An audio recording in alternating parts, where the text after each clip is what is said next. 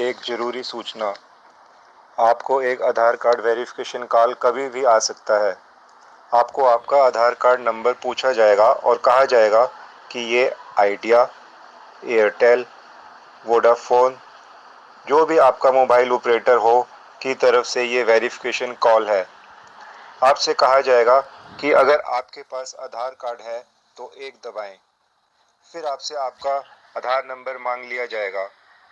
लगभग सभी लोगों के बैंक अकाउंट आधार कार्ड से लिंक हैं, इसीलिए आपसे कुछ और बटन भी दबाने के लिए कहा जाएगा।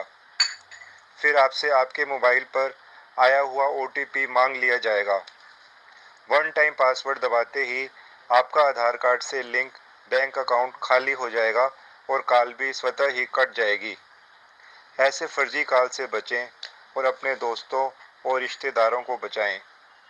आप अपना आधार कार्ड नंबर कतई नहीं बताएं, आपका बैंक अकाउंट खाली हो जाएगा। अगर किसी भी मोबाइल कंपनी या बैंक को आपका आधार कार्ड नंबर चाहिए होता है, तब उनका एग्जीक्यूटिव आपसे साइन की हुई कॉपी कार्यालय में जमा करने के लिए कहता है। किसी के भी झांसे में ना आए। यह ऑडियो बाकी लोगों तक भी पहुंचाएं।